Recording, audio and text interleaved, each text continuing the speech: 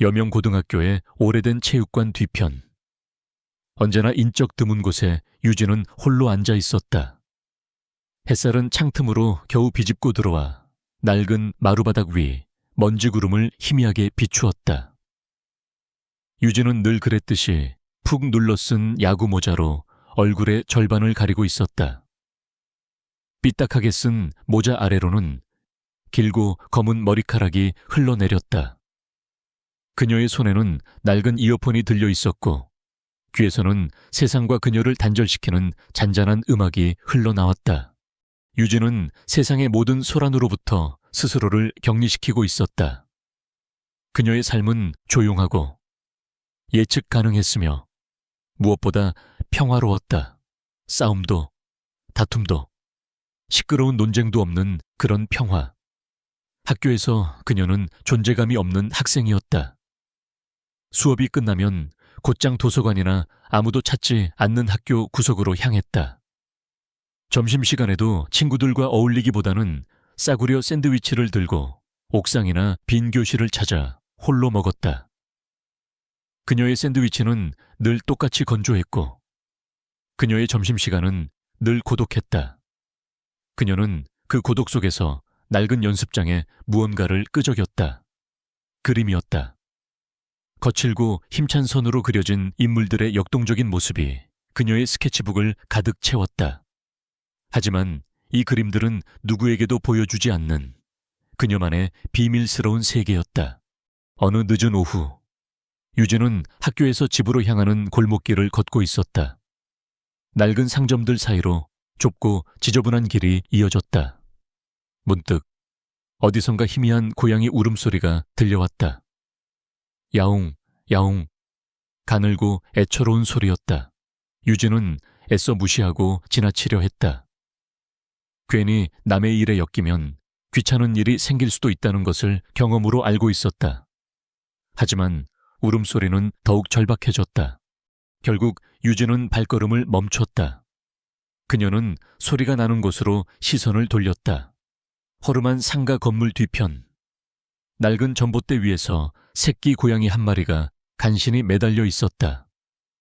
고양이는 잔뜩 겁에 질려 있었고 금방이라도 떨어질 듯 위태로워 보였다. 고양이는 꼼짝없이 갇힌 채 자신을 도와줄 사람을 기다리는 것 같았다. 유진은 잠시 망설였다. 그녀는 높은 곳을 싫어했다. 어릴 적 겪었던 사고의 트라우마 때문에 고소공포증이 있었다. 게다가 사람들의 시선이 부담스러웠다. 내가 나서면 분명 또 주목받을 텐데 그녀의 마음속에서 갈등이 일었다. 하지만 작은 고양이의 절규하는 듯한 울음소리가 그녀의 귀에 박혔다. 결국 그녀의 마음은 고양이에게로 기울었다. 유진은 주변을 살폈다. 아무도 없었다. 다행이었다. 그녀는 조심스럽게 전봇대 아래로 다가갔다. 전봇대는 생각보다 높았고 여기저기 튀어나온 못과 낡은 전선들이 얽혀 있었다. 유진은 크게 심호흡을 하고 전봇대를 잡았다. 한 손 한 손 조심스럽게 위로 올라갔다. 발 아래는 아찔하게 멀어졌고 유진의 심장은 쿵쾅거렸다. 그녀의 손에는 식은땀이 흘렀지만 그녀는 고양이를 구해야 한다는 일념으로 불안감을 애써 눌렀다. 마침내 유진은 고양이에게 닿았다. 그녀는 고양이를 조심스럽게 품에 안았다. 고양이는 두려움에 떨며 유진의 품에 파고들었다.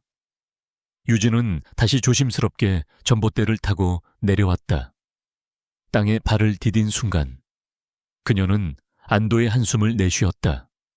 고양이를 무사히 땅에 내려놓자 고양이는 유진의 다리에 몸을 비비며 야옹하고 울었다. 그 작은 소리가 유진의 마음을 따뜻하게 만들었다. 그녀는 고양이를 쓰다듬으며 작게 미소 지었다. 그때였다. 유진이 무릎을 꿇고 앉아 고양이를 쓰다듬던 순간 찢어진 바지 무릎 아래로 그녀의 종아리 부분이 드러났다. 희미하지만 선명하게 새겨진 커다란 흉터. 그것은 단순히 넘어져서 생긴 상처가 아니었다. 꽤 깊고 넓게 남은 흉터는 과거에 어떤 큰 사고를 암시하고 있었다. 유진은 황급히 바지를 정리하며 흉터를 가렸다. 그 흉터는 그녀의 마음속 깊이 묻어둔 비밀스러운 상처이자 그녀의 과거를 상징하는 것이었다. 유진은 과거에 촉망받는 태권도 유망주였다. 그녀는 어릴 적부터 남다른 운동신경과 뛰어난 재능으로 태권도 신동이라 불렸다. 그녀의 아버지는 한때 국가대표 태권도 선수였지만 불의의 사고로 은퇴 후 작은 도장을 운영하고 있었다.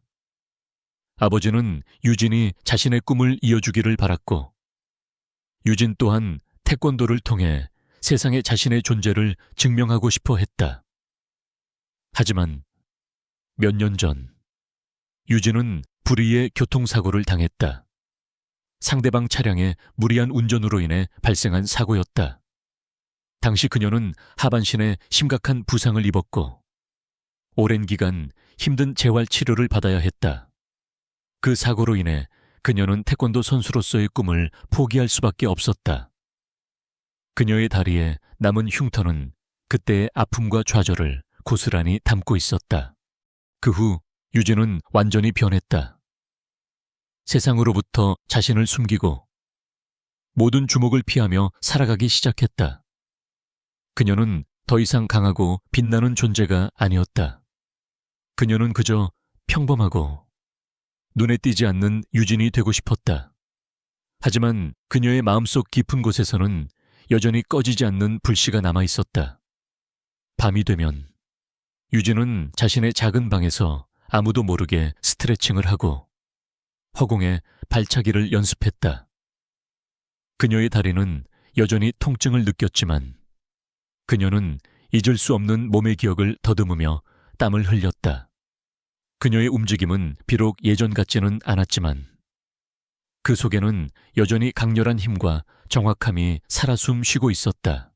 유진의 낡은 스케치북에는 무언가를 향해 주먹을 뻗는 역동적인 자세의 인물들이 가득했다. 그것은 그녀가 포기한 꿈이자 동시에 그녀가 언젠가 다시 꺼내야 할 용기의 상징이기도 했다. 폭풍 전의 고요함 속에서 유진의 숨겨진 과거와 잠재력은 조용히 폭발할 순간을 기다리고 있었다. 유진의 조용하고 고립된 세상에 균열이 가기 시작한 것은 미나가 전학을 오면서부터였다. 미나는 밝고 사랑스러운 미소를 가진 소녀였다. 그녀의 얼굴에는 늘 생기가 넘쳤지만 선천적 뇌성마비로 인해 휠체어에 의존해야 했다.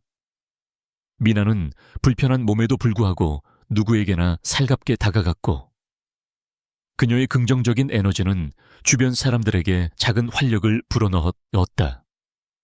그녀는 유진이 늘 앉아있던 체육관 뒤편을 지나갈 때도 환하게 웃으며 고개를 끄덕였다. 유진은 그런 미나가 조금은 신기했다.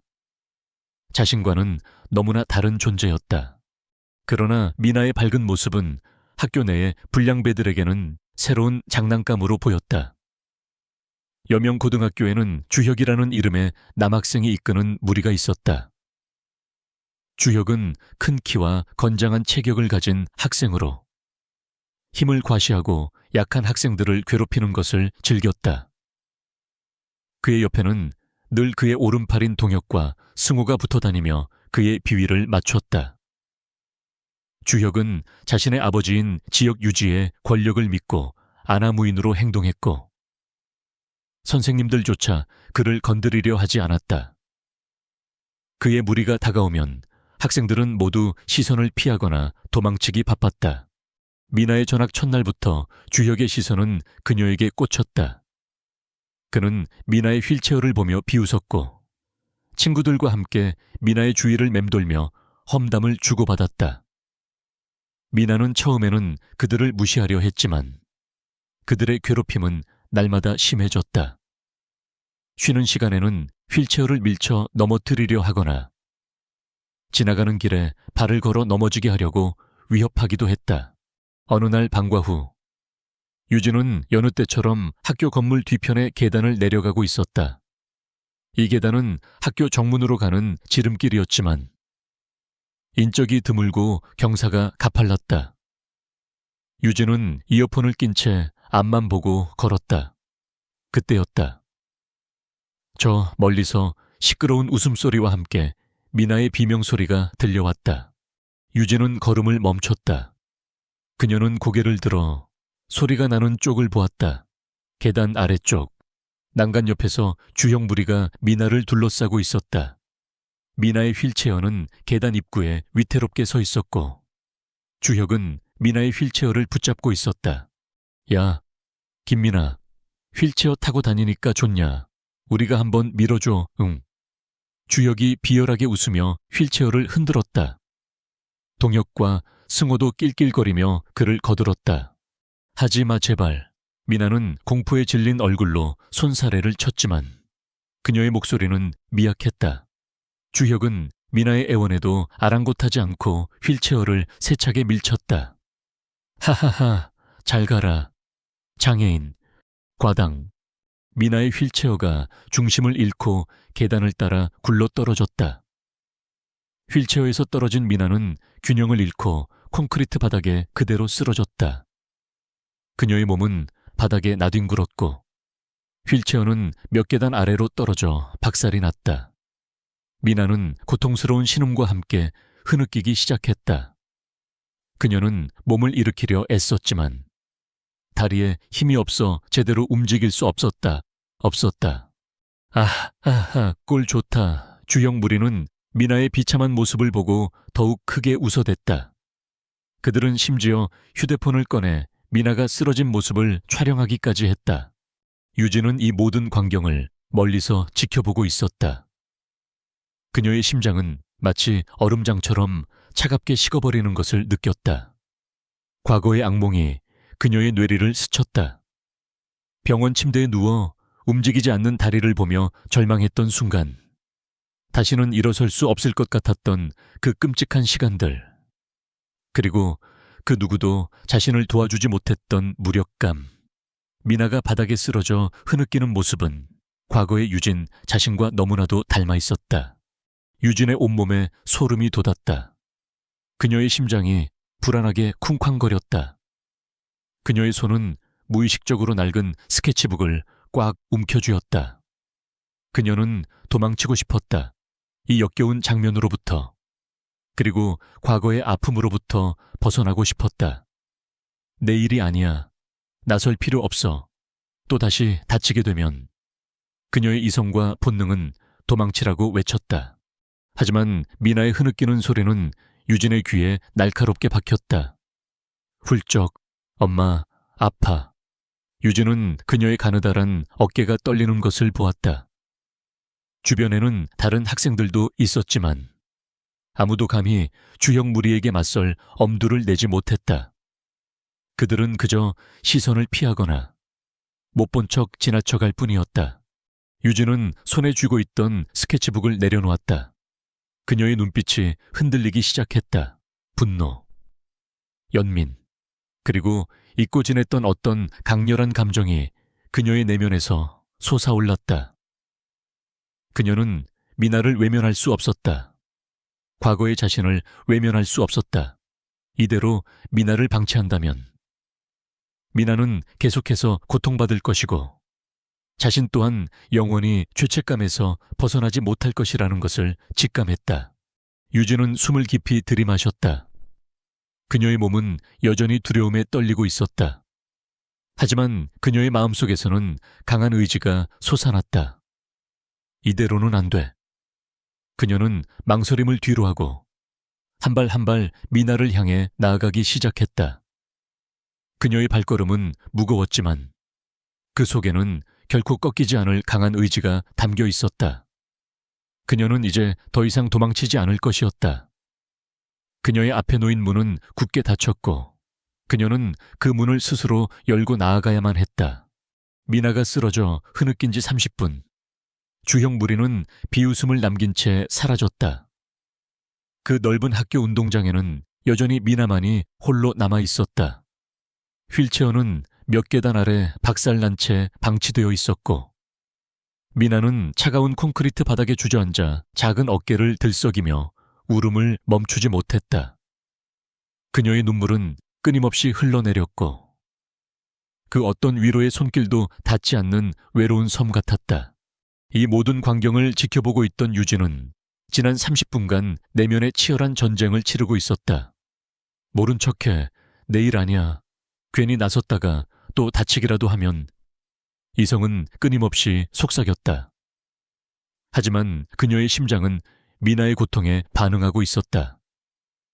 과거 자신이 느꼈던 무력감, 세상으로부터 외면당했던 아픔이 미나의 흐느낌과 겹쳐졌다. 유진의 뇌리에는 어릴 적 아버지에게 들었던 말이 떠올랐다. 강한 자는 약한 자를 지켜야 한다. 진정한 강함은 힘을 휘두르는 것이 아니라 힘을 통해 정의를 세우는 데 있단다. 그녀는 주먹을 꽉 쥐었다. 손톱이 손바닥을 파고들었지만 통증은 느껴지지 않았다. 마침내 유진은 결심했다.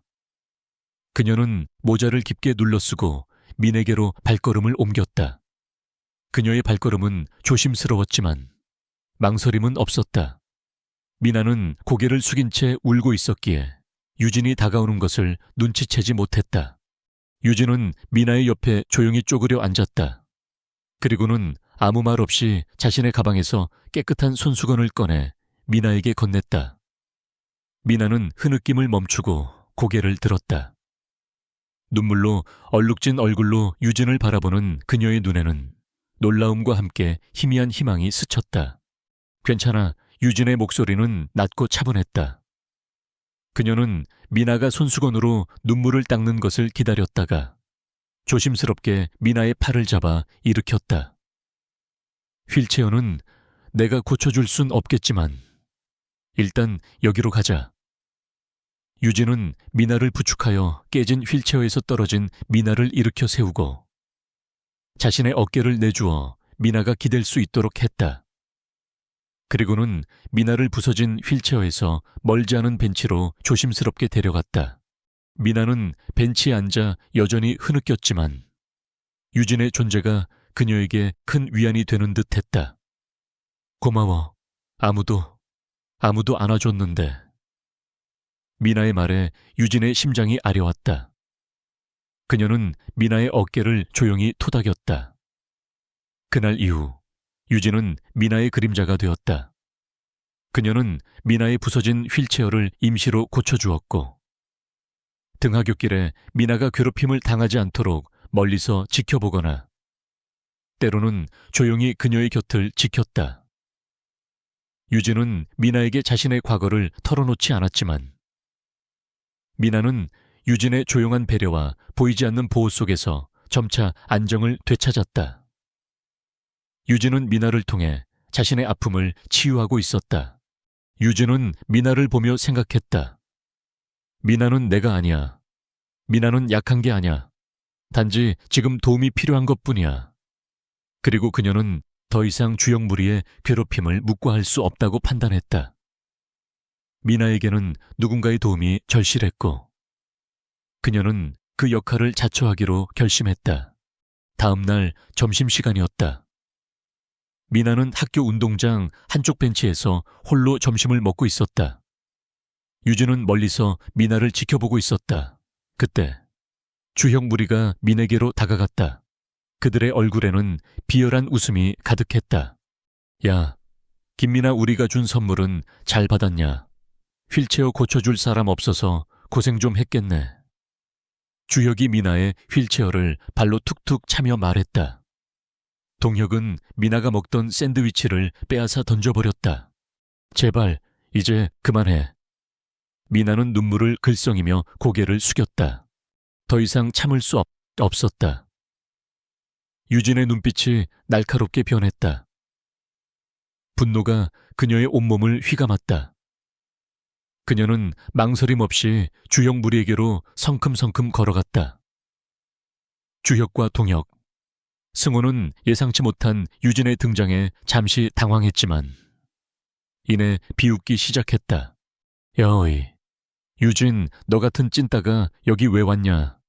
저 장애인 친구라도 사귀어주고 싶어. 너도 똑같이 당하고 싶지 않으면 꺼져. 주혁이 거들먹거리며 말했다. 유진은 아무 말 없이 미나 앞에 섰다. 그녀는 미나를 등 뒤로 감추고 주혁 무리를 노려봤다. 더 이상 건드리지 마. 그녀의 목소리는 낮았지만 그 속에는 단단한 결의가 담겨 있었다. 하하하하, 뭐야. 네가 감히 우리한테 대들어 쫄지 마. 유진, 너 같은 애는 그냥 우리가 발로 툭 차면 쓰러질걸. 주혁은 유진을 비웃으며 미나의 휠체어를 다시 한번 세차게 밀쳐 넘어뜨리려 했다. 바로 그때였다. 유진의 눈빛이 번개처럼 번뜩였다. 주혁의 손이 휠체어에 닿는 순간 유진은 마치 춤을 추듯 부드럽게 몸을 움직였다.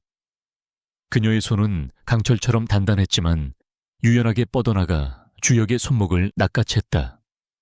그리고는 가볍게 비틀어 옆으로 젖혔다. 퍽! 주혁은 균형을 잃고 비틀거리다 뒤로 휘청거렸다. 그의 얼굴에는 당황스러움과 함께 극심한 통증이 스쳤다. 그는 자신의 손목을 감싸 쥐고 유진을 노려봤다. 동혁과 승호 또한 놀라서 굳어버렸다. 주혁이 자신보다 훨씬 작고 약해 보이는 유진에게 맥없이 밀려난 것을 믿을 수 없었기 때문이었다. 뭐야 너? 너 방금 뭐 한 거야? 주혁이 분노에 찬 목소리로 소리쳤다. 그는 유진에게 달려들려 했지만 유진의 눈빛은 더욱 차갑게 빛났다. 유진은 아무 말 없이 주혁을 노려보았다. 그녀의 자세는 마치 오랜 훈련을 거친 무술가처럼 견고하고 안정적이었다. 그녀의 발은 미묘하게 움직였고 그녀의 어깨는 미동도 없었다. 마치 폭풍 전의 고요함 같았다. 그녀는 방어 자세를 취했지만 그 안에는 언제든 공격으로 전환할 수 있는 잠재적인 에너지가 느껴졌다. 주혁은 순간적으로 위압감을 느꼈다. 그는 평소 자신이 괴롭히던 학생들과는 다른 유진의 모습에 혼란스러웠다. 그녀의 눈빛 속에는 단순한 분노를 넘어선 어떤 깊은 힘이 담겨 있었다. 주혁은 예상치 못한 유진의 방역에 당황했지만 그의 오만한 자존심은 쉽게 꺾이지 않았다. 흥고작 이딴 걸로 우리가 쫄 줄 알아두고 봐. 유진, 너도 저 장애인처럼 후회하게 될 거야. 주혁은 이를 갈며 미나와 유진을 향해 협박의 말을 내뱉고는 동혁, 승호를 이끌고 자리를 떴다. 그들은 비록 물러났지만 유진을 향한 복수심에 불타고 있었다. 이 모든 광경을 지켜본 것은 주혁 무리, 미나, 그리고 근처에 있던 몇몇 겁에 질린 학생들 뿐이었다. 그들은 유진의 예상치 못한 행동과 숨겨진 힘에 놀라움을 감추지 못했다. 미나는 유진을 올려다보았다. 그녀의 눈에는 눈물과 함께 깊은 감사의 마음, 그리고 처음으로 느껴보는 안도감이 가득했다. 미나는 유진의 어깨에 기대며 작게 속삭였다. 고마워, 유진아, 정말 고마워. 유진은 자신의 손목에 남아있는 주혁의 손자국을 내려다보았다. 그녀는 다시 과거의 자신과 조우했다. 흉터가 남아있는 다리의 통증이 미미하게 느껴졌다. 그녀는 이제 더 이상 자신의 재능을 숨길 수 없게 되었다. 주혁은 분명 그녀의 과거를 파헤칠 것이고 더 큰 위협으로 그녀를 몰아넣을 것이다. 하지만 유진은 후회하지 않았다. 그녀는 미나를 위해 그리고 자신의 잃어버린 용기를 위해 맞서 싸우기로 결심했기 때문이었다. 이것은 시작에 불과했다. 유진의 평화로운 일상은 이제 완전히 깨졌고 그녀는 새로운 싸움에 휘말리게 될 것이었다. 유진의 예상은 정확했다. 주혁의 오만한 자존심은 유진의 예상치 못한 방역에 산산조각 났고 그는 이에 대한 안갚음을 맹세했다. 그날 이후 주혁 무리의 괴롭힘은 더욱 교활하고 악랄해졌다. 그들의 표적은 이제 미나뿐만이 아니라 유진에게까지 확대되었다. 주혁은 자신이 휘두르던 권력이 한낱 전학생에게 위협받는다는 사실에 분노했고, 유진의 숨겨진 과거를 파헤쳐 그녀를 완전히 무너뜨리기로 결심했다.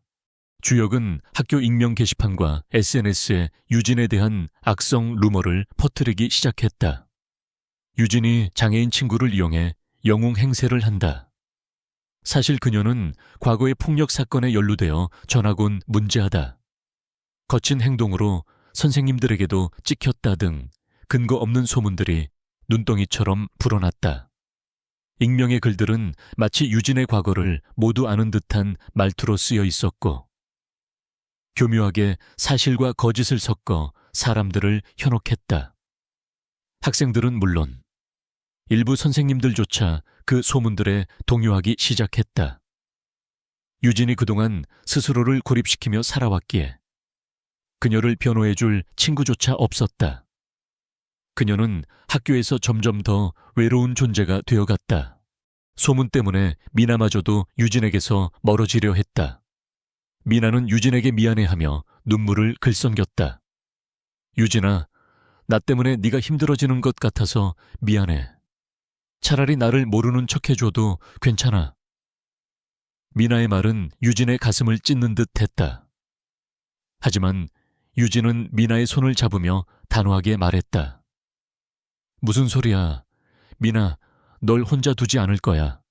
우린 함께야. 유진은 미나를 보며 잊고 지냈던 자신의 다리 흉터를 만졌다. 아픔을 가진 사람만이 이해할 수 있는 연대감이었다.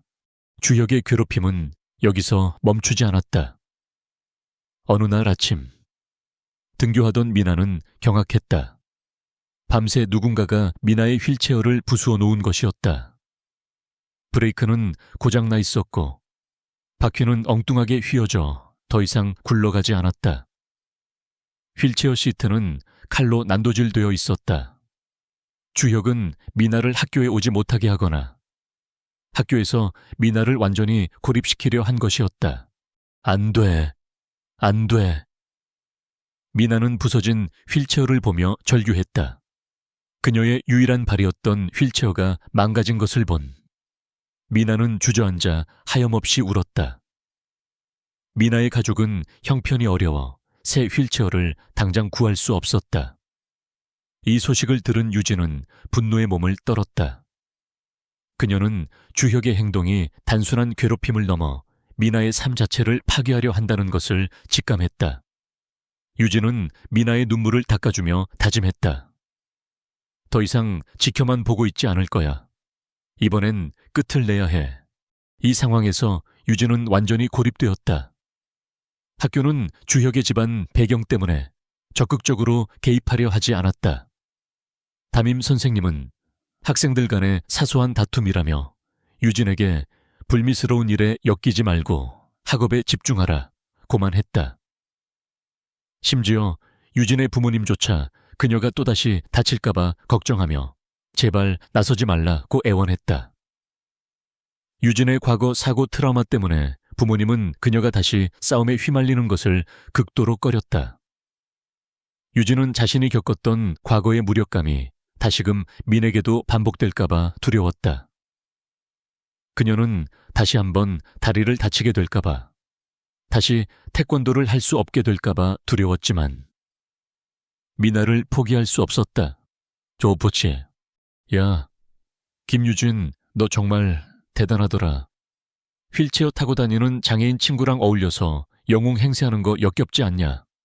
어느 날 주혁은 점심시간에 모든 학생이 모여있는 식당에서 유진을 공개적으로 모욕했다. 그는 유진의 옆에 앉아있던 미나의 식판을 발로 걷어차 엎어버렸다. 아, 안 돼. 미나가 당황하며 소리쳤다. 유진의 얼굴이 차갑게 굳어졌다. 이부아, 주혁 그만해. 유진이 낮은 목소리로 말했다. 주혁은 비웃으며 유진에게 다가왔다. 그의 눈빛에는 경멸과 함께 비열한 조롱이 가득했다. 어쭈, 이제 감히 나한테 소리까지 지르네 그래. 너 얼마나 잘났는지 한번 보여줄까? 내일 방과 후 체육관에서 나와 1대1로 붙자. 여기서 누가 진짜 센 놈인지 보여줄 거야. 만약 네가 지면 저 장애인 친구는 이 학교에서 2번 다시 발붙일 생각 못 할 거고 새 휠체어도 영원히 못 가질 거야. 어때? 자신 있으면 나와봐.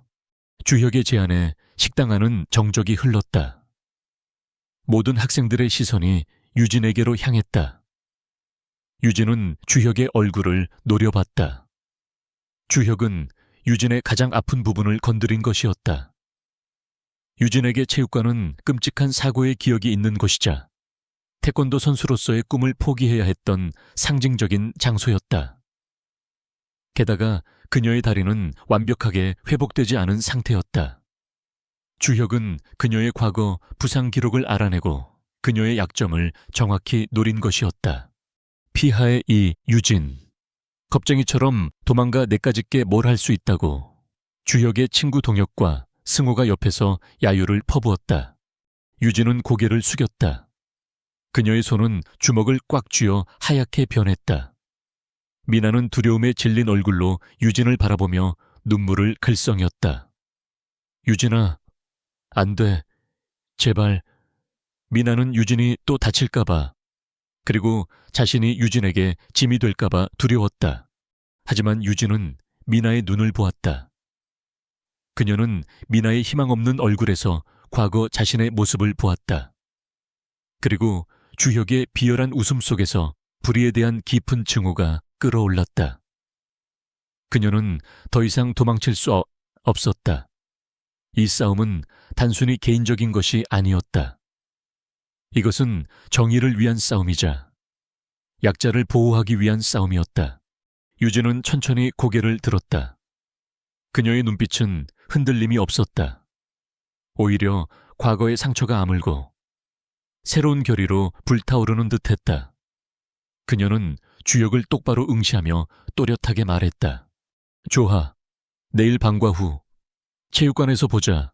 대신 네가 지면 미나에게 무릎 꿇고 사과하고 미나의 휠체어를 네가 책임지고 새 것으로 사줘. 그리고 다시는 이 학교에서 약한 친구들을 괴롭히지 마. 어때? 유진의 역제안에 주혁은 순간 당황했지만 이내 비열하게 웃었다. 하하하. 까짓 거 그렇게 해줄게. 내일 보자. 김유진. 넌 이제 끝이야. 주혁은 자신의 승리를 확신하는 듯했다. 그는 유진이 단순히 운이 좋았을 뿐이며 자신의 힘을 당해낼 수 없다고 생각했다. 유진의 결심은 온 학교에 퍼져나갔다. 내일 방과 후 체육관에서 유진과 주혁의 1대1 대결이 펼쳐진다는 소식은 순식간에 학교 전체를 뜨겁게 달궜다. 학생들은 모두 유진이 미쳤다고 생각했다. 주혁의 힘을 아는 사람이라면 아무도 유진이 이길 거라고 생각하지 않았다. 유진은 홀로 이 모든 압력을 견뎌야 했다. 그녀의 어깨는 무거웠지만 그녀의 마음속에는 미나를 위한, 그리고 자신의 잃어버린 자존심을 위한 강한 불씨가 타올랐다. 그녀는 자신의 모든 것을 걸고 이 싸움에 임할 준비를 마쳤다. 그녀는 이제 더 이상 도망가지 않았다. 그녀는 맞서 싸울 것이었다. 다음 날 방과 후 여명고등학교 체육관은 뜨거운 열기로 가득 찼다. 학생들은 물론 소식을 들은 일부 학부모들과 교사들까지 몰려와 관중석을 가득 메웠다. 이곳은 유진에게 단순한 체육관이 아니었다. 몇 년 전 불의의 사고로 그녀의 꿈이 산산조각 났던, 그리고 그녀가 세상으로부터 도피하게 만들었던 바로 그 장소였다. 이제 그녀는 이 고통스러운 기억의 장소에서 자신의 과거와 정면으로 맞서야 했다. 경기장 중앙에는 주혁이 팔짱을 낀 채 거만한 표정으로 유진을 기다리고 있었다. 그의 옆에는 동혁과 승호가 어깨를 나란히 하고 서서 그의 기세를 더욱 북돋웠다. 주혁은 이미 승리를 확신하는 듯했다. 그는 유진의 다리 부상에 대한 정보를 캐냈고 이것이 자신의 승리를 보장할 것이라고 믿어 의심치 않았다. 반대편에는 유진이 홀로 서 있었다.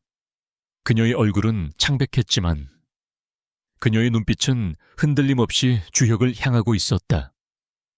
그녀의 모자 아래로 비치는 눈동자에는 결연한 의지가 타오르고 있었다. 관중석 한쪽에서는 미나가 휠체어에 앉아 두 손을 모은 채 유진을 걱정스러운 눈빛으로 바라보고 있었다. 미나의 얼굴에는 두려움과 함께 희미한 희망이 교차했다. 그녀는 유진의 승리가 자신에게 새로운 삶을 가져다 줄 것이라는 것을 알고 있었다. 심판 역할을 맡은 체육교사가 마침내 호루라기를 불었다. 주혁은 기다렸다는 듯 유진에게 달려들었다. 그의 공격은 거칠고 무차별적이었다. 그는 유진을 밀치고 잡아끌고 그녀의 약점인 다리를 집중적으로 노렸다. 유진은 고통스러운 신음을 흘렸다. 그녀의 다리 흉터 부위가 욱신거렸고 몇 번이나 균형을 잃을 뻔했다. 하하하하, 겨우 그 정도냐. 김유진, 너 같은 애가 감히 나한테 덤비려고 했어, 꿈깨. 주혁은 유진의 고통을 즐기는 듯 비열하게 웃으며 계속해서 그녀를 몰아붙였다. 동혁과 승호는 야유를 퍼부었고 일부 학생들은 유진이 금방이라도 쓰러질 것처럼 보이자 수군거렸다. 역시 안 되는군. 괜히 나섰다가 다리만 더 망가뜨리는 거 아니야. 관중석에서 미나의 얼굴이 하얗게 질렸다. 그녀는 불안한 듯 입술을 깨물었다. 유진아, 제발. 주혁의 맹공격에 유진은 코너에 몰렸다. 그녀의 숨은 가빠졌고 입에는 땀방울이 송골송골 맺혔다. 주혁은 마지막 일격을 날리려는 듯 유진의 다리를 노리고 강하게 발차기를 날렸다. 유진은 피하지 못하고 다리를 강타당했다. 털썩. 유진은 고통스러운 신음과 함께 바닥에 무릎을 꿇었다. 그녀의 몸은 휘청거렸고 모자는 벗겨져 바닥에 떨어졌다.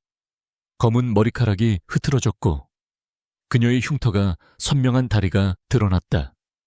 유진은 숨을 헐떡이며 몸을 가누려 애썼지만 다리에서 올라오는 통증이 그녀를 다시 주저앉혔다. 그녀는 고통스러운 표정으로 바닥을 응시했다. 하하하하, 내가 이겼다.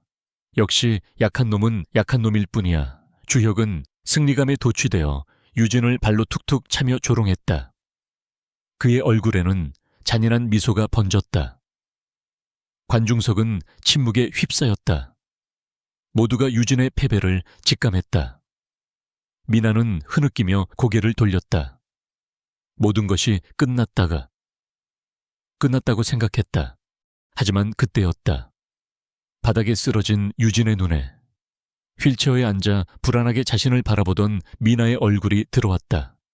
미나의 눈에서 흐르는 눈물. 그리고 그녀의 부서진 휠체어. 그 모습은 유진의 가슴을 찌르는 듯했다. 그리고 그녀는 미나가 벤치에서 자신에게 건넸던 말을 떠올렸다. 유진아, 고마워. 그 작은 목소리가 그녀에게 용기를 주었다. 나는 여기서 포기할 수 없어. 미나를 위해서라도. 유진의 눈빛이 다시 타올랐다. 그녀의 다리는 여전히 고통스러웠지만 그녀의 마음속에는 강한 의지가 솟아났다. 그녀는 고통을 참으며 천천히 몸을 일으켰다. 비틀거렸지만 그녀는 똑바로 섰다. 그녀의 얼굴에는 이전의 두려움은 사라지고 오직 강렬한 투지만이 남아있었다. 그녀는 주혁을 똑바로 응시했다. 아직 안 끝났어. 유진의 목소리는 낮았지만 그 속에는 결코 꺾이지 않을 강철 같은 의지가 담겨 있었다. 주혁은 유진의 예상치 못한 저항에 당황했다. 뭐 아직도 정신을 못 차렸네. 이번엔 아주 박살을 내줄 테니 각오해라. 주혁은 분노에 차서 다시 유진에게 달려들었다. 그는 힘으로 유진을 제압하려 했다. 하지만 유진은 더 이상 단순한 공격에 맞서지 않았다. 그녀는 이제 주혁의 패턴을 읽고 있었다. 그녀는 아버지가 가르쳐 주었던 태권도의 기본 원칙, 즉 상대방의 힘을 역이용하고 빈틈을 노리는 것을 떠올렸다. 유진은 주혁의 다음 움직임을 예측하고 그의 거친 공격을 교묘하게 흘려보냈다. 그녀의 몸은 마치 물처럼 유연하게 움직였고 주혁의 주먹은 허공을 갈랐다. 주혁이 다시금 유진을 향해 주먹을 날리는 순간 유진은 번개처럼 몸을 돌려 주혁의 옆구리를 정확히 가격했다. 그리고는 그의 팔을 잡고 몸을 틀어 그를 바닥으로 내던졌다. 유진의 움직임은 빠르고 정확했으며 그 속에는 오랜 훈련으로 다져진 기교가 살아있었다. 그녀는 무술의 기본기를 완벽하게 활용하여 주혁의 거대한 몸을 제압했다. 태을석! 주혁은 충격과 함께 바닥에 나뒹굴었다. 그의 몸은 큰 소리를 내며 바닥에 부딪혔고 그는 고통스러운 신음을 내뱉었다. 관중석은 순간 정적이 흘렀다.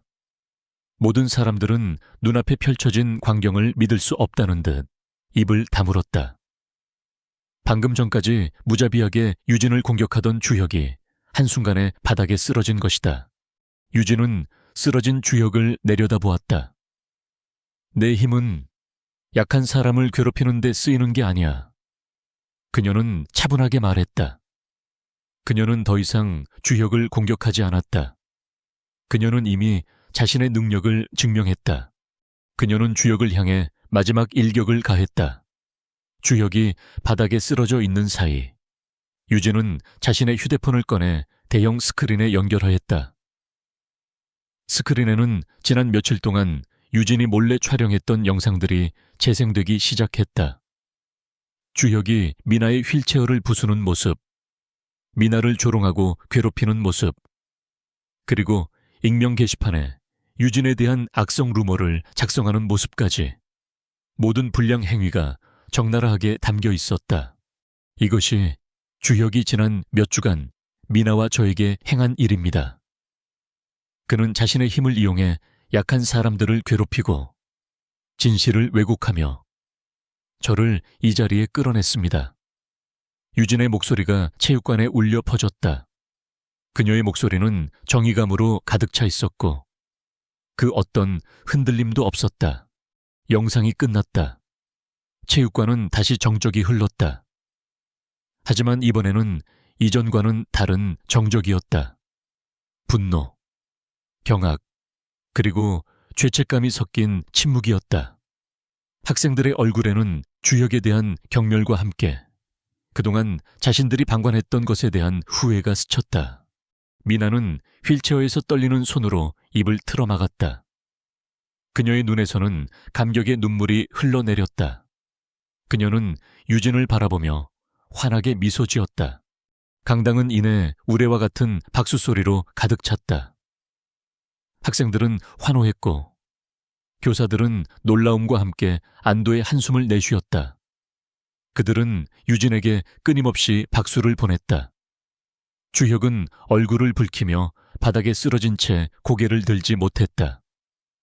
그의 오만함은 완전히 산산조각 났고 그는 수많은 사람들의 비난과 경멸 속에서 완전히 고립되었다. 유진은 관중석을 둘러보았다. 그녀의 눈에 비친 것은 더 이상 그녀를 조롱하거나 비웃는 시선이 아니었다. 존경과 경애, 그리고 깊은 감사의 눈빛이었다. 그녀는 자신의 가장 큰 두려움을 극복하고 진실을 밝히고 정의를 실현했다. 그녀는 더 이상 어둠 속에 숨어 지내던 유진이 아니었다. 그녀는 빛을 향해 나아간 진정한 영웅이었다. 여명고등학교 체육관에서 벌어진 대결은 단순히 학생들 간의 싸움이 아니었다. 그것은 정의와 불의의 대결이자 숨겨진 진실이 드러나는 순간이었다. 유진의 승리는 주형 무리의 폭력과 권력을 무너뜨렸고 학교 전체에 큰 파장을 불러왔다.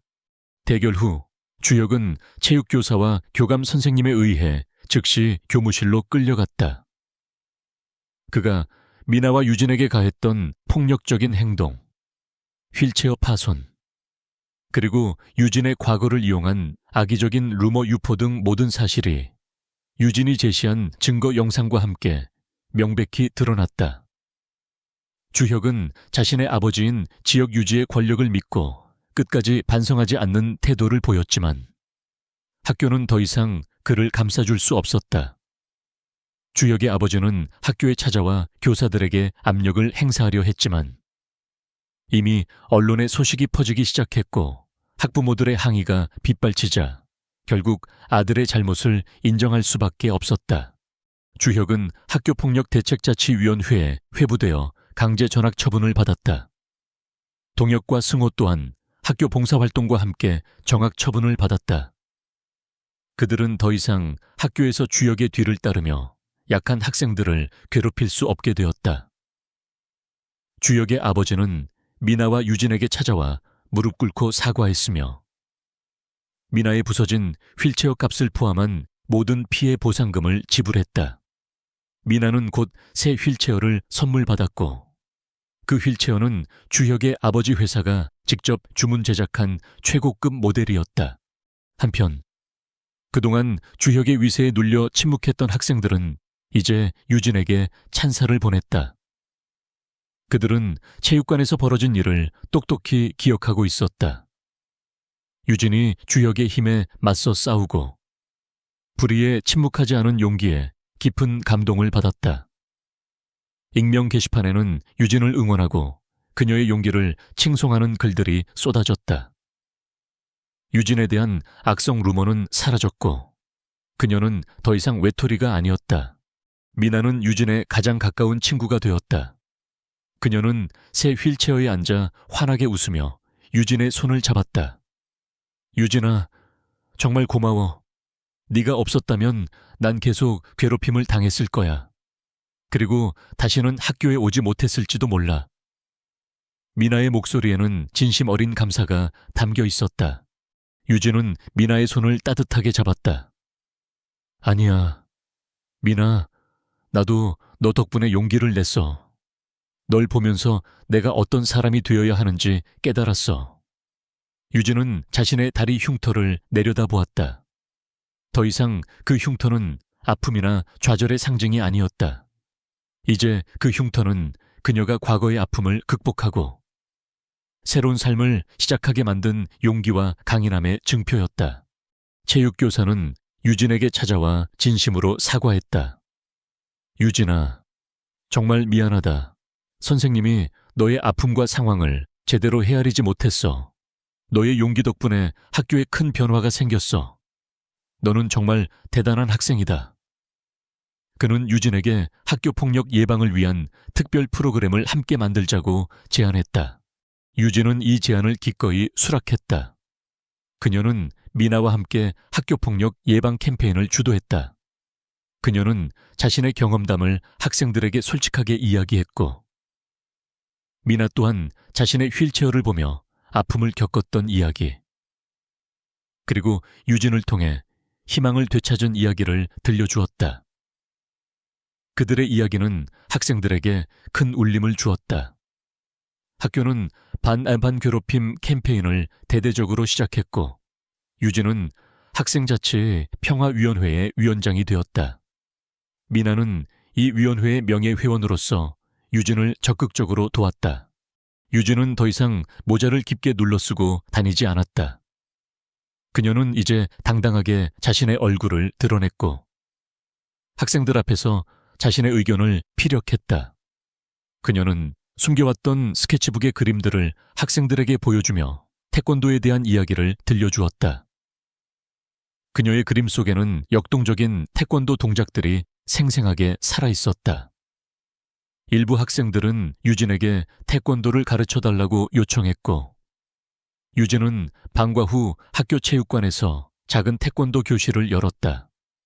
그녀는 학생들에게 태권도 기술뿐만 아니라 정신적인 강인함과 정의로운 마음을 가르쳤다. 그녀의 다리 흉터는 이제 그녀의 강인함을 보여주는 훈장처럼 느껴졌다. 유진의 부모님은 유진의 변화에 가장 기뻐했다.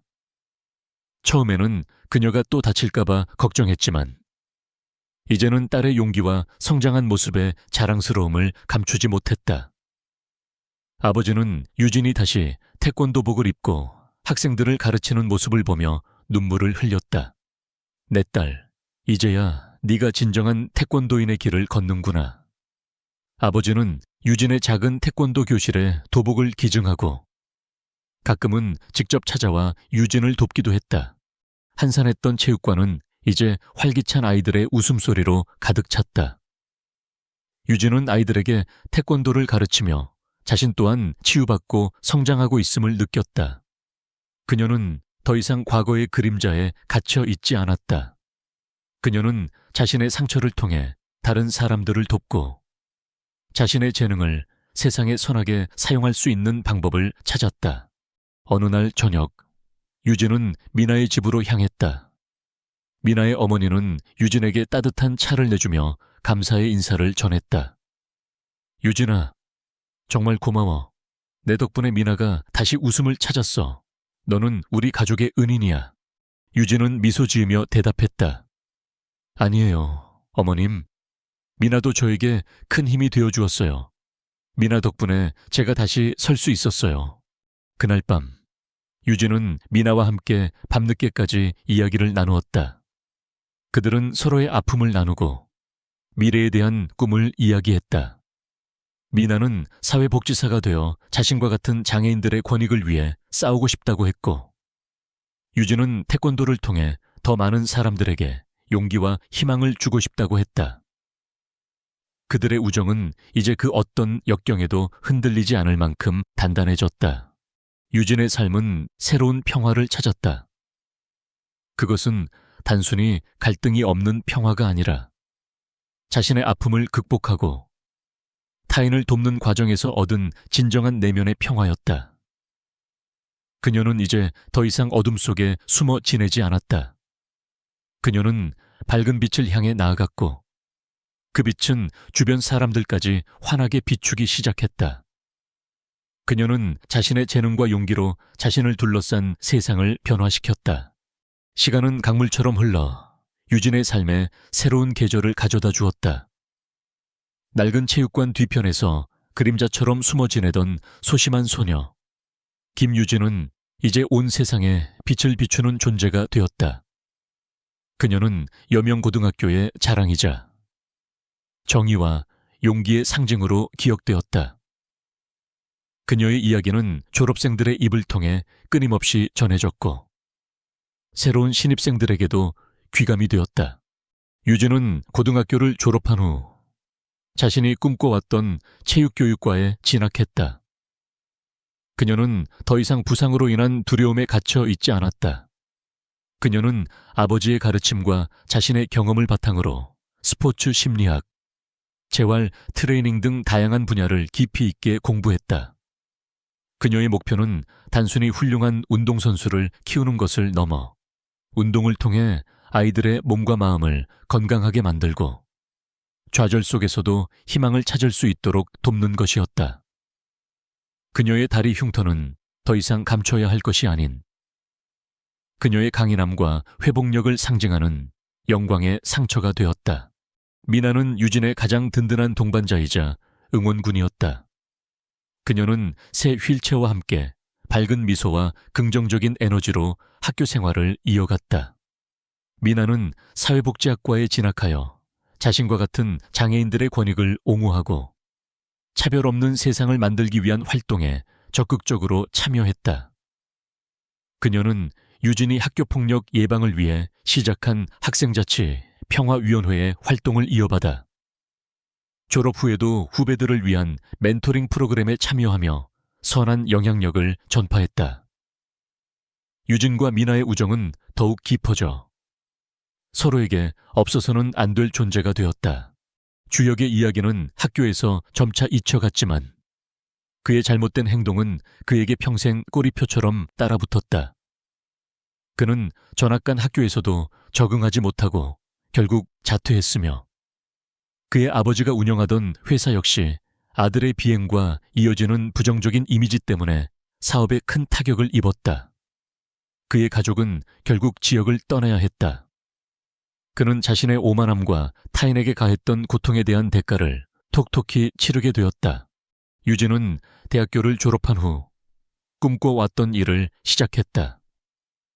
그녀는 작은 사설 체육관을 열고 희망 태권도 교실이라는 간판을 걸었다. 이 교실은 경제적인 어려움이나 신체적인 제약 때문에 운동을 배우기 어려운 아이들에게 무료로 태권도를 가르쳤다. 그녀는 특히 학교 폭력으로 상처받은 아이들, 혹은 휠체어를 이용하는 장애 아동들에게 더 많은 관심을 기울였다. 교실의 한쪽 벽면에는 유진의 낡은 스케치북에 그려져 있던 역동적인 태권도 그림들이 액자에 담겨 걸려 있었다. 그리고 그 아래에는 미나가 직접 쓴 휠체어를 탄 아이의 그림이 나란히 전시되어 있었다. 유진은 아이들에게 태권도 기술뿐만 아니라 스스로를 사랑하고 타인을 존중하는 법, 그리고 불의에 맞서는 용기를 가르쳤다. 어느 화창한 봄날 오후, 희망 태권도 교실에서 열린 작은 발표회에는 수많은 학부모들과 지역 주민들이 모여들었다. 아이들은 서툰 동작이지만 해맑은 미소로 태권도 시범을 보였다. 휠체어를 탄 아이들도 유진의 지도 아래 자신만의 방식으로 힘찬 발차기와 품새를 선보였다. 그들의 눈빛에는 자신감과 기쁨이 가득했다. 발표회가 끝나고 유진은 마이크를 잡았다. 그녀의 목소리는 부드러웠지만 그 속에는 단단한 신념이 담겨 있었다. 여러분, 태권도는 단순히 강한 몸을 만드는 운동이 아닙니다. 그것은 강한 마음을 만들고 우리가 어떤 상황에 처하든 자신을 믿고 나아갈 수 있는 용기를 주는 운동입니다. 저는 이 아이들이 세상의 어떤 어려움에도 굴하지 않고 자신만의 빛을 바라며 살아가기를 바랍니다. 그때 저 멀리서 한 학부모가 유진에게 조용히 다가왔다. 그는 과거 주역의 괴롭힘을 방관했던 학생의 아버지였다. 그는 고개를 숙이며 진심으로 사과했다. 선생님, 그때 저희 아이가 잘못된 길로 갈 뻔했습니다. 선생님 덕분에 아이가 이제는 약한 친구들을 도울 줄 아는 바른 아이로 자랐습니다. 진심으로 감사드립니다. 유진은 따뜻하게 미소 지으며 그의 손을 잡았다. 그녀는 자신의 작은 행동이 세상을 얼마나 바꿀 수 있는지 다시 한번 깨달았다. 교실 한편에는 미나가 환하게 웃으며 서 있었다. 그녀는 이제 어엿한 대학생이 되어 있었지만 여전히 유진의 가장 가까운 친구이자 희망 태권도 교실의 홍보대사 역할을 자처하고 있었다. 미나는 아이들에게 자신의 휠체어를 보여주며 말했다. 이 휠체어는 저의 다리이자 저의 친구예요. 하지만 유진 언니가 저에게 용기를 준 것처럼 여러분도 여러분만의 휠체어를 타고 세상으로 나아가세요. 유진은 미나를 바라보며 미소 지었다. 그녀의 삶은 이제 고통과 절망으로 가득했던 과거의 겨울을 지나 찬란한 두 번째 봄을 맞이한 것이다. 그녀는 자신의 상처를 극복하고 그 상처를 통해 다른 사람들을 치유하며 세상에 긍정적인 변화를 가져왔다. 그녀는 더 이상 불의를 외면하지 않고 용감하게 맞서 싸웠다. 그리고 그 결과 그녀는 진정한 자유와 삶의 목적을 찾았다. 희망 태권도 교실의 창문 밖으로 따뜻한 봄 햇살이 쏟아져 들어왔다. 마루바닥 위에는 아이들의 땀방울이 송골송골 맺혀 있었고 그들의 발차기 소리는 희망의 울림처럼 체육관을 가득 채웠다. 유진의 낡은 스케치북은 이제 더 이상 감춰진 비밀이 아니라 그녀의 여정을 담은 소중한 기록이 되었다. 그 속에는 강렬한 태권도 동작들, 그리고 휠체어를 탄 채 웃는 미나의 그림이 함께 있었다. 유진은 그 그림들을 보며 잔잔하게 미소 지었다. 그녀의 이야기는 끝났지만 그녀가 세상에 뿌린 희망의 씨앗은 계속해서 자라나 더 많은 사람들에게 영감을 줄 것이었다.